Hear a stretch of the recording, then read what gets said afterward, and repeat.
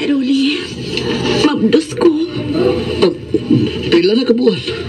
Hapit na magduha ka buwan. Unya, graduation mo na ito karang hinapos. Unya, nalagkami mo ato sa inyo ha. Kuma sa graduation.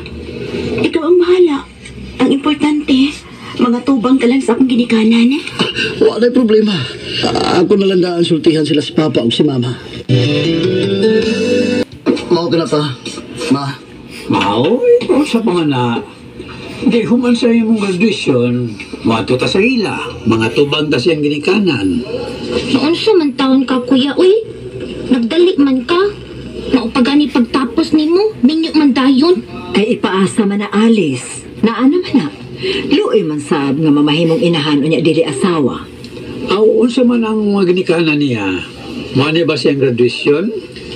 Di tingali pa kay tuwa man ang iyang inahan sa laing nasod.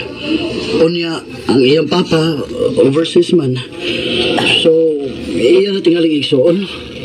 Kung mauna anak, imbitahan na lang siya sa party nga akong gitagaan na para nimo. Maayo pa, kuya.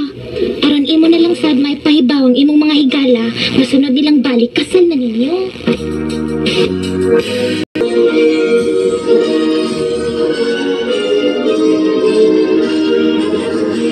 Mga pahalipay anak. Congrats, Rolly. Salamat kayo ninyo pa, Ma. Hindi na ako maabot ang ako pag-enjoy ko. Wa pa mo, Ma. Ano na, gusto na. Igo na niya na. Muna na, miss mama ni mo subay. Magpaabot ko pa mas imong hinigong ma. Betaw anak, wa man lagi siya mo tambong sa imong graduation. Tuwa mo sa pikas building ang ila, Ma. Maong wa na lang siya buari.